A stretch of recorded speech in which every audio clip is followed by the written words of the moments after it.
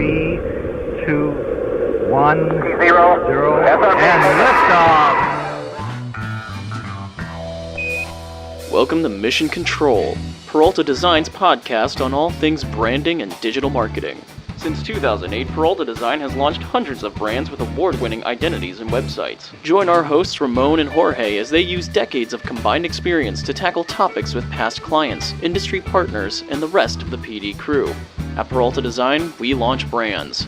But for now, let's launch right into this episode of Mission Control. Hey everybody, welcome to Mission Control, Peralta Design's official podcast for everything branding, marketing, and entrepreneurship, where we respect the grind and reclaim the American dream. I am your host, Ramon Peralta from Peralta Design, and we launch brands. Today, I'm super excited to have, I guess you could call this our Black Lawyer series, because we've got a few of them lined up. These are some entrepreneurs that are out there. They're friends, they're frat, they're clients. They're doing it. They're doing it big. They're helping their communities. And please join me with a very warm welcome for attorney Michael L. Chambers, Jr. All right, sir. Good afternoon. Thank you for having me, Mr. Peralta. I appreciate it. I don't know if it's Mr. Peralta or Ramon, but or frat, very affectionately. But it's a pleasure. I'm really happy to be here today. Yeah, man. I'm excited for this because we just went through the rebrand with you and we did the new website. So at the end of the show, you'll have an opportunity to just kind of share all of your social medias. I know you've been busy on it, all your handles, and so folks can find you. So we're super excited. But let's talk a little bit tell us about your backstory, your origin story, because, you're running your own practice. You just bought a building, but this didn't just happen overnight. Just kind of take us back to where it all began. Well, I don't know how far we want to go back, but I'm first generation in the United States of America. My parents were born in Jamaica. My father and mother came here, and education was always very important to the two of them. So I've been the product of a private school pedigree, man. My, Montessori schools, Catholic schools for 8 years, Loomis Chaffee School in Windsor, Connecticut, Trinity College in Hartford, Connecticut, and then Quinnipiac Law School. And I think those things have kind of set me up in my mindset was, a lot of people in life at some point want to work for a good company, whereas I was always put in a track and around a bunch of people where I want to either run or own a good company. So I give that a lot of credit to my parents and pushing me and putting me in places where the bar was always really high, right? I went to a high school where 99.8% of people went to college. So it wasn't a question of if I was going to college, but where I was going to college. I'm very blessed and thankful that, I'm 2, at most 3 degrees of separations from many of the major players, not in just this region, but in this country. And that's really been a benefit to me. And they're just great people. So that was always my backstory as how I my education. And then I had to make a decision when I was in college. And at one point I thought I wanted to be a doctor. And I realized, you know what? I don't really like blood. That was why I learned that interning in the surgery care unit before college started. So I kind of had to find another path. At one point I wanted to go into engineering. My mother was like, you can't be an engineer. My dad's one of 6 kids. 5 of them all have engineering degrees. And the youngest one saw his sister crying doing engineering and decided it would be easier to be a bio major. So he's a biology major. He started UHart at age 15. Graduated college at 19, graduated med school at 22. So you're obviously the slacker in your family. So I'm the slacker in my family, pretty much. So my dad to this day is pretty, every once in a while he's like, yeah, you're a lawyer, not med school, but every once in a while he throws me that jab. But I'm like, all right, my dad was a nerd. He's an undergrad in engineering, master's in engineering, started his doctorate in mathematics. So he's a cool nerd. He's my dad. And education has always been important. So we always kind of pushed that. So I decided to go towards law. And quite honestly, at one point, I didn't even know if I was going to be a lawyer. Midway through law school, I was bored and I didn't like it. I was having more fun being a nightclub promoter. and, making money that way. And then I took a course called trial practice and realized a courtroom is what I love being. I didn't want to be a lawyer that just moved papers. I wanted to try cases. I wanted to have an impact in that way. So, kind of being an athlete, the courtroom is another level of competition. So that's kind of what pushed me towards law and really being a litigator. I got out of law school. I didn't know what I wanted to do. I thought I wanted to work for the state, so I was applying to the AG's office, hiring freezes at the time, and my dad again said to me, "Hey, listen, man, why don't you go do it on your own?" And which was kind of a cool idea because I used to just kind of show up in court and just watch. And sometimes I'd watch and go, "All right, I mean, I could do this. You know what I mean? I could do this." And you don't really learn how to be a lawyer in law school, right? They teach you the law, but they don't teach you where to find the forms and how to represent people, and definitely not how to run a law practice. So it was a good idea. I thought at age 25, going on 26, I didn't have a wife. I didn't have a major mortgage. I didn't have any children. So if there was ever going to be a time where I could struggle and live off of grilled cheese sandwiches, it was that time. So I went out on my own and I started my own practice.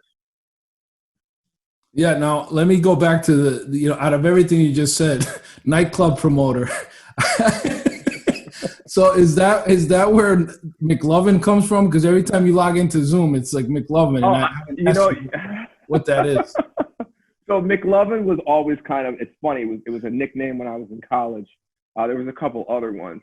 Like Boy Wonder from Alpha Days. This is a PG rated show. So yes, we'll keep it PG. And then when that movie Superbad came out and that guy called himself McLovin, it brought it back. So my friends have always laughed. McLovin has always kind of been McLovin, or Mickey has always been my alias. So yeah.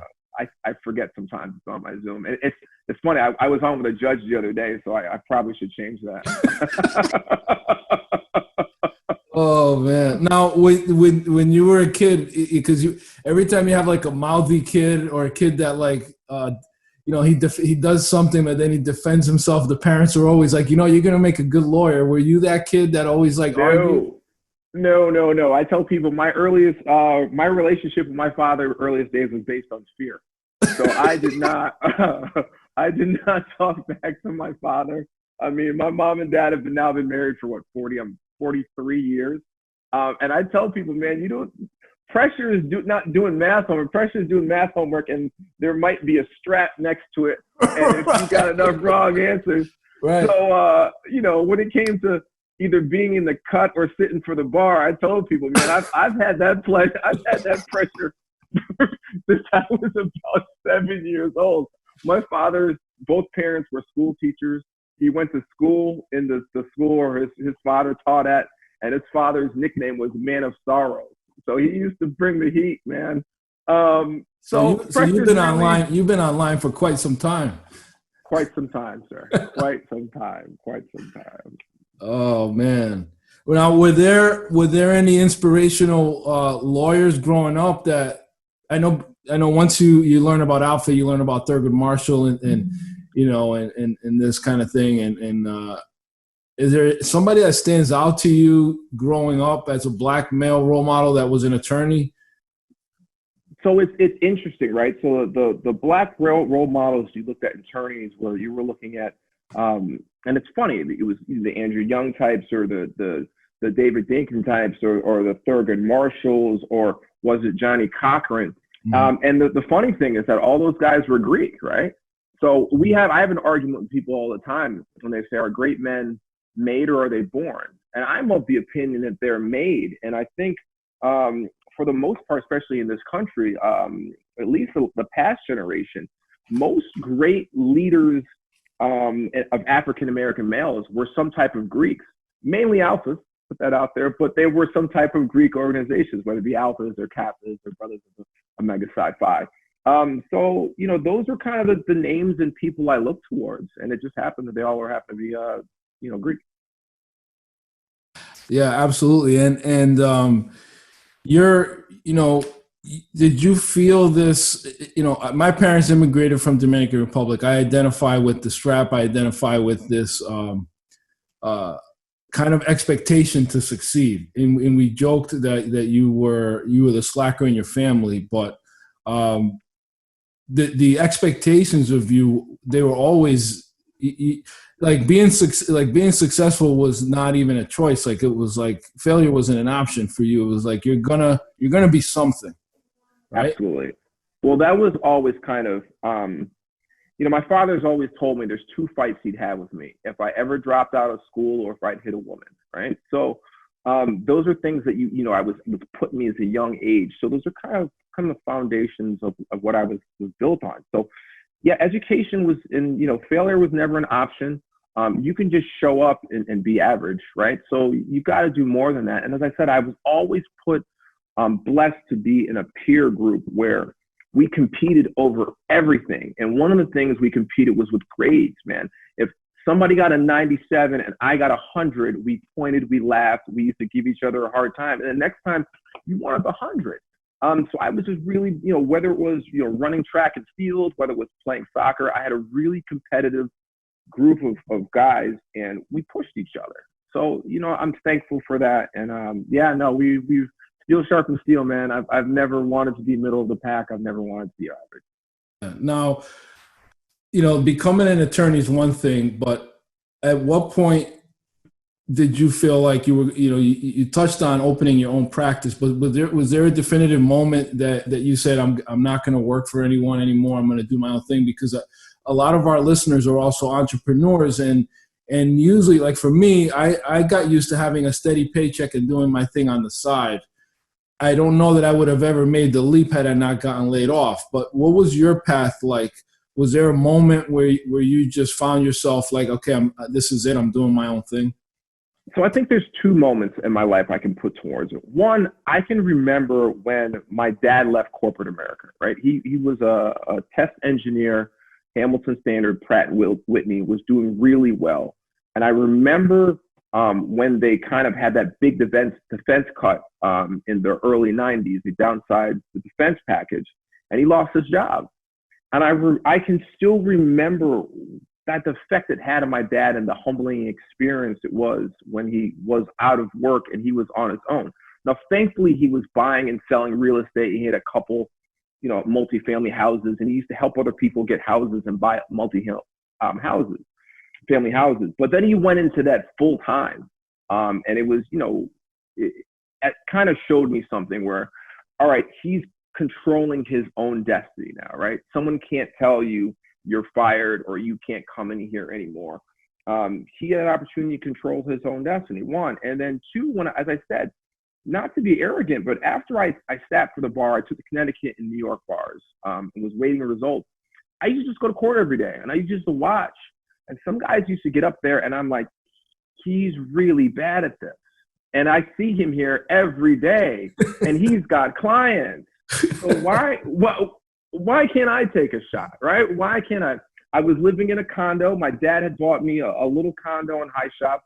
I was paying $100 a month of a condo fee. I had a car note. It was $205, and I had a cell phone bill. So I had really low overhead. I think the people that are in private practice, like yourself, and then go out on their own, work and go on their own, have far more courage because they may have families, they've got mortgages, they've got school fees. So you need to kind of have a little bit more, I think. Some people say I had a lot more ambition, but I think those people have even more ambition than I do to risk all of those things when you don't know when the next paycheck comes. If you don't kill, you don't eat. You understand that. Right. And there are lean moments. And you worry, especially, right now with COVID and stuff changing, but you grind, and you got to have a lot of self-belief when you're self-employed. Right. I agree, man. The faith piece, because there's something about the way entrepreneurs are wired that we can go to sleep at night just fine. Like I literally go to bed so peacefully, but there was a time where I was just focused on my next paycheck. Absolutely. And at some point you realize quickly when you become an entrepreneur, you don't know when that next paycheck will come. It's not like this automatic thing. And the difference between the folks that do their own thing and don't, I think, is can you can you function with the fear? Because it's not that there isn't any fear. It's just like, can you function? Absolutely. Absolutely. I tell people, one of my assistants came in here and they were asking me about like my past due and my account receivables, and full disclosure, sometimes I don't even keep track of what client, especially on the criminal side. When you come in and pay me the first half or the retainer, whatever it is, like anything else I get at point, it's really a bonus, because for the first few years of my life, I used to keep track of, oh, this guy shorted me 200 or this guy shorted me 500. That would keep me awake at night, right? But whatever is on hand, you don't spend it till you get it. You don't overextend yourself. And it's just, man, I love being a lawyer. Sometimes I don't like owning a business. Just the day-to-day stuff. You might have to fire people. You have to, making sure the paperwork side of it can be a little frustrated. But man, there's nothing like making $1 for yourself. If the other morning my daughter woke up and she said, Papi, siéntate aquí, right? Sit right here. And I had to go into the office. And you know what I did? I sat down and I spent an extra half hour. It's my shop. I can do that. And you can't buy that freedom. It's just a freedom and a peace of when you own your own shop. Right. And I think too that, and I know you can identify with this. You have freedom, but at the same time, I feel like I at any given moment, I'm thinking about work. Like I never really turn off. Like it could be a Sunday night. It could be, it could be right before I go to bed. I could be in the shower. And other people, I think, sometimes I envy the guy, that works at a gas station, and it's like when his shift's over, he goes home and he turns on the TV and he eats his dinner, and then he doesn't think about work until the next day. But I feel like entrepreneurs, we're always thinking about it, and we're okay with it. I'm not complaining. I think we're okay with it. I think that's another difference. Yeah, I agree with that. And like you and I, you're probably like me, is most people try to avoid numbers that they don't know on their phone. You and I, we run to the phone. That might be a new client. That might be a new business, right? Like, so, the phone is always on. It rings. My wife has gotten used to the phone kind of always ringing every once in a while. Over the last year or so, I've gotten better systems in place to kind of give us a little bit more peace and quiet at home, so I can kind of turn it off a little bit. But man, I still, every once in a while, 2 o'clock in the morning, I'll sit up in bed and say, that's due on Friday. And my wife says, how do you remember that? And it just, you get it. You just know. You just know. And I've got to get better at, like, I've ruined a few nice walks in the woods where all of a sudden I'm on my phone and my wife is like, can't you just be in the moment? And I'm like, no, but this client, I've got to do X, Y, Z. And it's like, and then I put the phone away, but it's like she's used to it now. We're going on 13 years of the business, and it's a double-edged sword, and you make your time for family, but we are always thinking, and as leaders, that's just comes with the territory. But you're sitting in a dope office. I've been to your building. I love it. It reminds me of something out of like Gotham City. Thank you. It's got that headquarter vibe. Tell our listeners, because you just don't like land in a building overnight. Like, this is something. Did you plot this? Did you have a business plan where you said, I'm going to buy property? Tell us. Let's talk about that, because I think that's a great kind of achievement for you as buying this building. Well, thank you. And it's actually funny, right? So I was at the end of a lease in a building. I was past the end of the lease, and the building was falling apart. And we were looking to actually just lease another space. And I'd always had buy a building in the back of my mind, but we were looking at trying to lease another space. We actually had a couple different lease agreements, and we came closer. For whatever reason, we didn't sign on the bottom line. And you know what? Maybe that was God's plan. At one point, I just said, I was just looking for something else, because I buy and sell real estate on the side as well.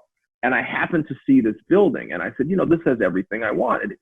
It's a good location. It's got parking, which is huge in downtown Hartford. It's got the square footage where I can grow into it as I'm expanding my business. And for now, I can have other attorneys in the business who we play, very nice complementary roles to each other. We each do different pieces of law.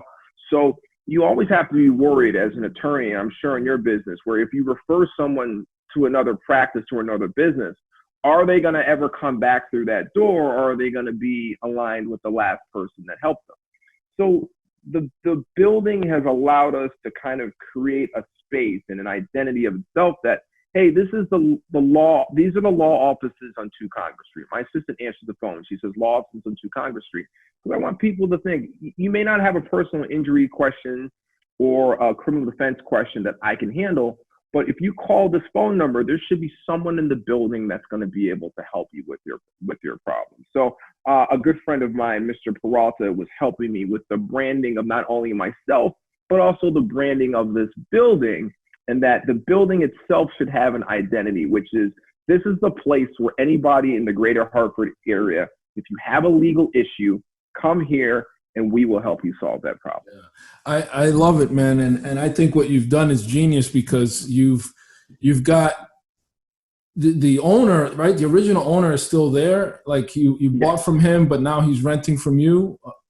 So he's kind of doing like a succession where he's kind of winding down. You're the next generation kind of ramping up.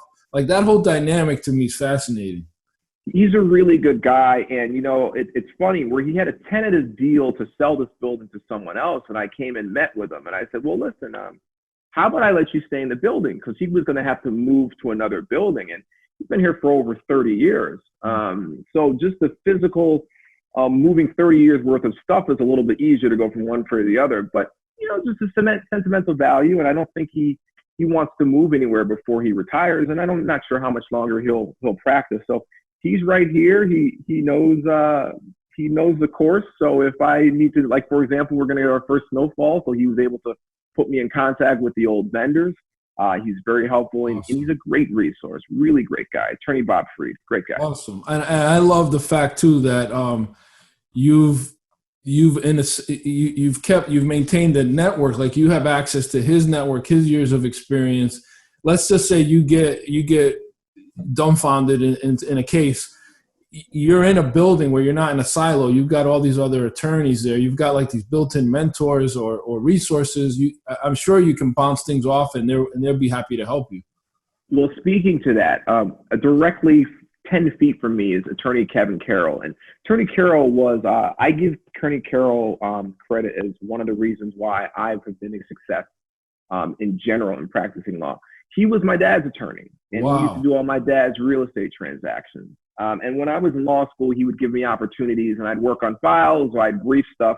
And when I got out of law school, I was kind of working on some stuff for my dad in Attorney Carroll's office, and I just kind of kept coming every day. At that point, at some point, he started throwing me some work, and then Attorney Johnson, who shared space, started throwing me some work.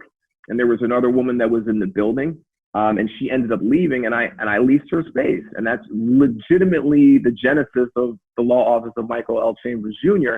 was Attorney Carroll just kind of letting me squat in his office and giving me access to his fax machine and his copier. So I was very thankful when I moved out of the other place that Attorney Carroll came to me. He's been a mentor, and I tell people he's literally one of the smartest people you know, but he's also one of the kindest people. Yeah, that's amazing, man. You've got this built-in team, you know, in the building. It's just a great setup that you got. I'm proud of you for that. And a lot of it too, I feel like I say this in other shows, but when you're on the right path, the universe kind of bends your way and puts people in your path and so forth. So I love it, man.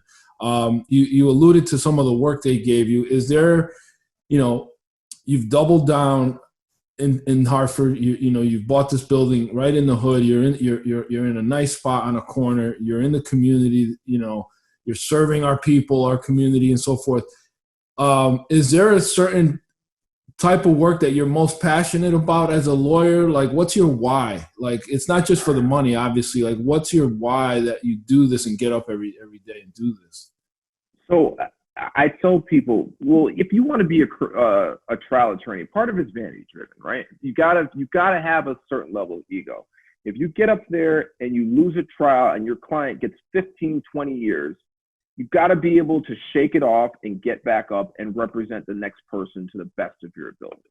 So you got to have a certain amount of pride and vanity and self-confidence to get through. Part of it, you know, it's part of it. Sometimes you see people that plead out. Sometimes, there's clients that are kind of jammed up because of the circumstances. They may not have done X, but they're on probation. So a violation of probation means they're going to take a hit. And it's hard telling people sometimes that you got to take this offer and go to jail, because going to jail is not easy or fun for anyone. So really, and there's also, there's nothing better than standing up in a courtroom and seeing young men that look like me, and you stand up and say, "Good morning, Your Honor, for the record, Attorney Michael Chambers Jr." Man, there's nothing like hearing your name ring like that. And I tell people the best thing in the world my father ever gave me was his name. So I love getting up every day, and I used to love the court every day for the mere opportunity to say, "Good morning, Your Honor, Attorney Michael Chambers Jr." for the record. Because people say, kids come out and they say, "You're an attorney?" I come in, I'm sharply dressed. New courtrooms, sometimes the marshals are like, where are you going? You're sitting in the wrong place. I'm like, no, bro. I'm not here for that. I'm working, Exactly. So, and the criminal defense side of it has always been my passion, because it gives me a chance to help people and talk to people. Like, it's an opportunity. Sometimes they're young men and young women. I can sit them down and then share in front of me and say, "All right, man, you've made a mistake, but where are we going to go from here? Right. What can you do to improve your life? How are you going to make a better decision the next time around?" Or even some of these kids who, some people, they sell illegal substances, and you say, "All right, man, like, I'm not going to kill you for that, because being hungry, I've never been hungry. Like, I've wanted to eat, but I've never been hungry. I've never gone to bed hungry. I've never woke up and said, how are we going to eat?" For some of these guys out here, that's how they put food on the table. So you can't really judge a guy like that, because they're making a decision that might be because I've got nothing else. It's life or death. So, yeah. That's correct. So, but what you can say to them and fault them and say, "Hey, you can't do this forever." Right? You can't do this forever. You can't be pulling guns out and shooting and harming people. You got to at some point realize it's a necessity, but at some point you've got to change. There are a lot of very wealthy families in this country, and 2-3 generations ago, what they were doing was not so legal. Right. I can't come in here and kill these young men who are doing things just trying to survive, when we've lost a lot of jobs and support systems in the community, and some of them are literally just trying to put food on the table. Right. And I think it's just so meaningful for them to have a resource like you that looks like them, that understands them, that can identify with them. Because a lot of it, like I watch movies like Just Mercy, and you see these falsely accused dudes, and we got involved with a client that had an app called My Alibi that was going to try to alleviate some of the folks that are put to death and they're innocent. Yeah. So your why has to, I imagine, you got to feel like you're making the world better. Even if it's representing somebody who needs that second chance. I know I sure have gotten second chances, and right. I mean, that's a big deal.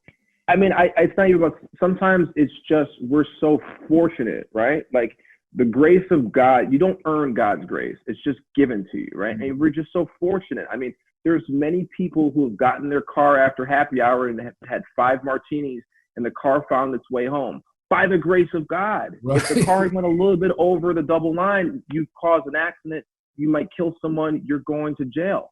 The difference between me and you having a domestic violence arrest might be because we live in big houses with lots of square footage. So if my wife starts to yell at me, I'm just going to go downstairs and turn my Xbox on. You understand what I'm saying? If I've made her angry, she's just going to go upstairs to her bedroom and she's going to watch a novella. Well, what if you live in a 600 square foot apartment and there's only one television and you guys are yelling at each other and the guy next door is trying to put the baby to sleep? Right. He calls the cops. Right. Law of unintended consequences, right? So I don't really judge people. A lot of people are in situations where, I'm fortunate. I know there's certain situations that I've avoided in my life, certain friends of mine have avoided in life, and it's just by the grace of God. So it's a judgment-free zone here, and I'm just here to help. Do you think that's why you gravitated towards like criminal justice and that realm of law? Absolutely. Right? Absolutely. I think, and the other thing I've always been cognizant of is that young people sometimes, especially with the internet, right? And I tell people, poor people or didn't know they were really poor until this internet live stream came out, right? You didn't know how big some of these houses are. You didn't know about this fancy brand of vodka. You didn't know about these things. Or all these different meals that people are posting pictures of. Absolutely, right? So you're given this window. But a lot of kids don't, how do I get from where I am, A, to B, to having these things? And the only paths they see around them are either really old people or athletes or movie stars or guys moving products. Mm-hmm. So I'm able to step into a vacuum and say, hey, man, I drive a pretty fancy car too. I got some nice watches. I got nice clothes. And this is how I got here. And I was able to do it going to school. Or I'm also very cognizant to say, listen, maybe college isn't your thing, but maybe you go to get an HVAC license. Maybe you become an apprentice and become an electrician, right? It's just, how are you going to better yourself? And those are opportunities, I said, especially in the criminal law. It gives me a chance to talk to people and talk about a different path. And teaching was a thing that I loved that also gave me an opportunity to talk about a different path for a lot of young men. Yeah, let's talk a little bit about that. Capital Community College. How did that come about? So again, it was me outside, just graduating from college. I'm just graduating from law school, and I didn't have much going on. And I literally walked in the Capitol and said, hey, I want to teach. And they're like, well, do you have the credentials? And a Juris Doctorate is a doctorate level degree. So I can teach at any college in the country. And they gave me a shot. They said, oh, what was your major in college? They said political science. And I taught political science. And I tell people right now, if I were ever to hit something and got $100 million, I would probably sell my practice and I would go back to teaching. Mm-hmm. It's by far one of the most rewarding things I've ever done, because I can think back to moments of one or two teachers or educators that made me who I am in terms of a student and pushing me in certain directions. And I've always wanted to be that for someone else. And, maybe about 2 years ago, I ran into an old student from Capitol, and she said, Mr. Chambers, I remember blah, blah, and I wanted to thank you for what you did, because now I'm going on and I'm going to be a teacher. And it felt good, man. It felt that That's one what we're person. supposed to be here. That's what we're here for. Like, absolutely. Literally, man. That's awesome. What's in the future for Attorney Michael Chambers? Do you want to be a judge?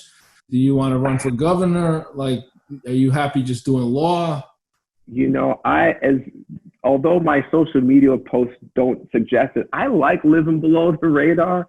I have a nice life. Come on, you got a bright blue 911, man. I got and I love Olivia. I love her so much. But I like being home. I like being with my daughter and my wife. And I don't really.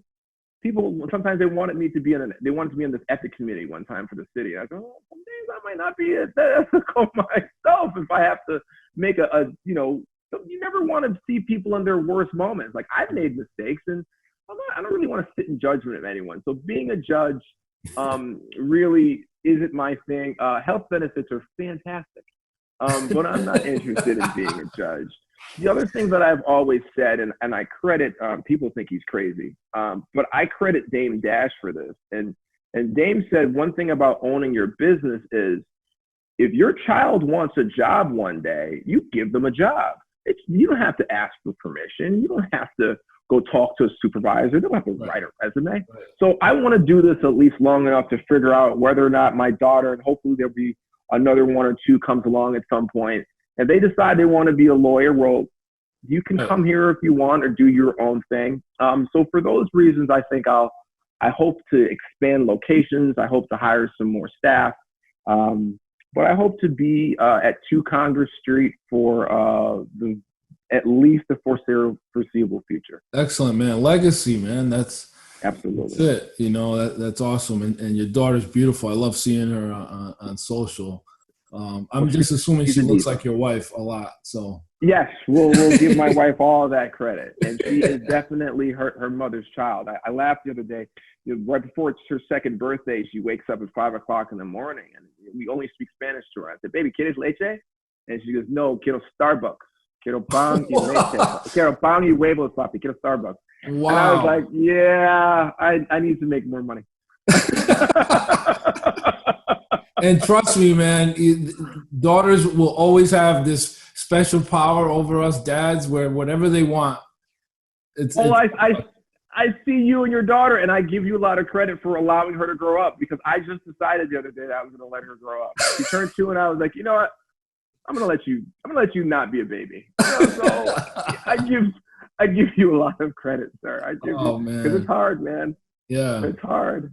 Hey, man. So what are some, you've chosen to practice, criminal defense and personal injury, and the perception is that, ambulance chasers, or how could you represent a bad guy like this? Like, what are some of these misperceptions or misconceptions that people have about criminal defense or personal injury lawyers that you can change a paradigm on? Well, I will say some of that is the blame of lawyers, right? Mm-hmm. I think there has really become a lack of civility in our profession, and I really go above and beyond my out of my way to try to always maintain the civility of the practice. I remember one of the reasons why I stopped doing family law is, sometimes it just gets super aggressive, and this woman is screaming at me, and she's like, "Your guy's a jerk, he's this, that, and that." And I'm like, yeah, no, I spend more time with them than you do. But why are you yelling at me, right? Like, we're the lawyers. It's supposed to be civil. So I think part of it is our fault. But there are some misconceptions, I think, with attorneys, and especially with criminal defense attorneys. It's not my job to prove anyone's innocent, right? It's the state's burden of proof. And the client is entitled to a right to counsel, and the state is charged with proving the burden of proof. So not guilty and innocent are like Sprite and soda water, right? They look the same, but they're totally different if you just do that much more of a dive. So I think it's important for people to understand that just because someone is accused of something, they enjoy what's known as the presumption of innocence. And you hope one day, if you're accused, that you would get that same presumption of innocence. So in that regard, there's really cases, whatever criminal cases I take don't really bother me. The only cases that really bother me are sexual assault cases. If I kind of have a list of questions within the first 7 or 9 minutes, I can figure out what really happened. And if I'm not comfortable doing it, I won't take it. I'll just quote you an outrageous price, and you'll say that's too much, and you'll walk out. But otherwise, everyone else, I typically don't have an issue or problem, because it's not my job to prove they're innocent. It's definitely the state's burden of proof. The other thing with personal injury, the misconception is ambulance chasers. But, personal injury attorneys ultimately, we're profit driven, but we want you to get better at the end of it, right? There's people that have really gone through it. If you've ever been hurt in an accident, you know that sometimes I got into a bad accident in 2012. To this day, if I'm on the highway and all the cars are slowing down, I tense up, I freak out, I hit the hazard, because I got into a bad wreck where, I was almost killed. The two cars behind me died. So it's these are real things, and there's like real trauma and real lost wages and things like that. Absolutely. And I think a lot of times people are so driven on, well, what are your damages in terms of your lost wages and your medical bills? Is that really the bigger damage, or is it the damage that every morning I wake up, it literally hurts to move my head off the pillow because I've got rods in my neck? And if you pay and then people are like, well, how can these people get such huge amounts of money? Well, I'll ask you a question. If you could pay somebody $20 a day not to have that pain in the neck, would you pay it? And most of us would say, absolutely. Well, guess what? There's 365 days in a year times 20. That's over $7,500. And if this guy is only 25 years old and he's going to be alive for another 45 years, will you do the math? That's a reasonable damage. Right. It's not about how big the number is. What's reasonable to compensate someone? And people kind of have to step back, and we've been conditioned by this is me trying to uncondition us from the defense insurance laws. We think that, if we pay individuals lots of money, it's going to drive our insurance rates up. No, that's what the insurance company wants you to believe. It's not the case. They have very smart people called actuaries that tell them what it's going to be. And you should defend people who are injured deserve to be fully compensated, not partially compensated, not kind of compensated, fully compensated. So explain these two things: punitive damages and emotional distress. Like, how do you put dollar figures on those things? Well, in the state of Connecticut, the punitive damages are kind of harder to come about in most cases, but I'll give you a quick example of a punitive damage. In cases with someone with a DUI, or if you're recklessly driving, right? So reckless driving could be you're swerving in and out of traffic, or you're going over in excess of 25 miles per hour of the speed limit, or you're doing over 85 miles per hour.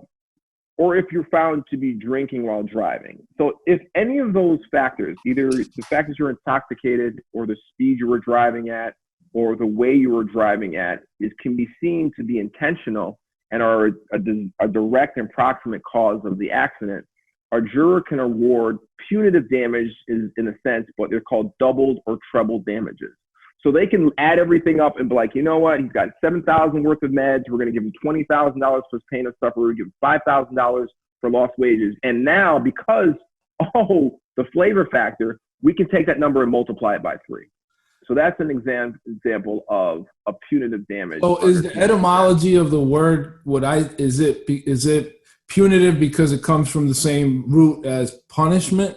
Absolutely. Okay. Absolutely. And then there's other parts of the law where, cases where if jurors try to basically award punitive damages, those verdicts and can be overturned and say, no, that's not appropriate. You can't just punish the defendant. Certain times it's appropriate to punish defendants in terms of dollar amounts and values, and other times it's not appropriate. So one of the clear example is for someone who's DUI, for them to be hit with punitive damages. All right. And now the emotional part, is that something that is fluff that lawyers kind of jack up the settlement to hope that they get talked down? Is that part of negotiation? I mean, so sometimes it can be part of a negotiation.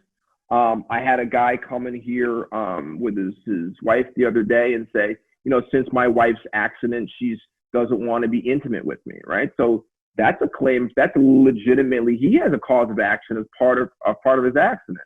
And I think the people have emotional stress in times of accident. I had someone here with a medical malpractice suit.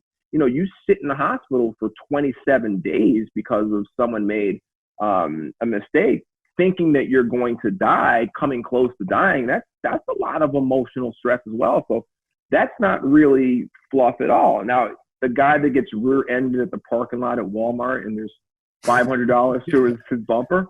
I mean, do you put emotional stress in the complaint if it gets that far? You put it in there, but it's kind of one of those form things that, maybe a little fluffy. So it's case-by-case basis. All right, man. Well, you clearly know your stuff, man, and I'm enjoying this, and we try to keep our show to within an hour for our listeners. I would love to have you back and probably dive a bit deeper into this. It's fascinating to me. I love what you're doing. I love what you've built. Before we dive into the final piece where I want you to share, like, with our listeners how they can get a hold of you, the bow tie, that's your thing. Like, the bow tie lawyer, when did you start wearing one? And that'll segue us into the logo we did that's got the bow tie in it. And then you can tell us all about your website and how people can find you. Absolutely. So the bow tie was kind of a thing. I touched a little bit, as I said, I got a prep school background, so bow ties were kind of around. And then I started practicing law, and I was actually always straight ties. And then I would say about 9 or 10 years ago, I kind of made a switch to kind of consistently wearing bow ties.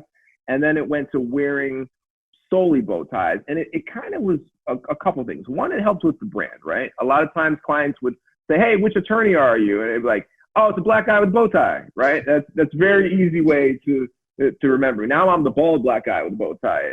It hurts, but it's a very easy way to remember me, the black guy bow tie. The other thing is a bow tie, it's really disarming. And unfortunately, or fortunately, sometimes I have to go into rooms and I have to disarm people because of preconceptions, or they don't know me, or they stereotype me. And I walk in and I'm wearing a bow tie, and it's a very disarming thing. And oftentimes it's a conversation piece, right? We always laugh and you say, you never trust a man in a clip-on bow tie, right? He probably has someone tied up in his basement, like he's a sociopath. But like, if you're going to a wedding and you're renting a tuxedo, that's one thing. But a guy that just shows up to court on Tuesday with a clip-on bow tie, you can't trust that Yeah. And I mean, people have said I do it better than a lot of these guys that are I like attorneys it, wearing man. bow ties. So I'm the bow tie lawyer. I like I'm it. I making my like it. claim today. Yeah, I like it, CT man. bow tie lawyer. I love it, man. And I love the videos you've been putting out and the content. You're very authentic in them, which is, sometimes you got the hoodie and sometimes you're home and you're letting people in on who Michael Chambers Jr. really is. So tell our listeners, again, kind of go over your main practice areas and then how people can contact you and how they can follow you. So again, attorney Michael Chambers Jr. You can reach me, www.mchamberslaw.com. I have a beautiful website built by Peralta Design. Your official thank you is still coming. I haven't put it out there, but it's a beautiful platform. And I tell people, I looked a lot of places before I picked my website, and I'm very happy with not just the final product. I'm also thankful for the process. We had some bumps in the road, but I think partially it made me reflect on the way, how do I communicate and how do I do business with people? And I think it helped you as well as how do you relate and deal with clients. And I think we both left that process better at our jobs. Yeah. I think both of us did. So I'm very thankful. I'm very happy with the website because I wasn't comfortable doing a lot of social media stuff until that piece was done. I have a great new website. I didn't even think I was going to get involved in a new logo. I've got a fantastic logo. People love my logo. So I'm very happy with that logo. But enough about making Ramon feel good. www. Keep it going. mchamberslaw.com. You can find me on Instagram at Michael Chambers Jr. At mchamberslaw on Instagram. I'm at my Facebook page. We're located at 2 Congress Street, Hartford, Connecticut, 06114. You can call us 860-231-9535. Michael at mchamberslaw.com. Thanks again for putting together my email addresses to make it very simple for clients to get in touch. So I tell people all the time, we offer services primarily dealing with personal injury and criminal defense, and we do real estate closing. I like to tell people that you will get the quality of a mid to large size firm with myself and my staff and other attorneys that work in here, but you will have the individual personal attention with your file. You can pick the phone up and call me. And you may not got me the first time, but if you need it, fire me a text message. I'm good at responding. We've got Vanessa's here, Billy's here, Ashley's here, Terry's here. Everyone's here to make your experience a better experience. I want you to feel like your file is the most important file on my desk at all times. And if I'm not doing that, let me know, and I will change and I will do something different. Thank you, Brother Chambers. There goes an alpha man. I appreciate you, sir. There goes an alpha man. Thanks for being on the show. Thank you, everyone, for listening to this episode of Mission Control. Until next time, this is Ramon Peralta with Peralta Design and We Launch Brands.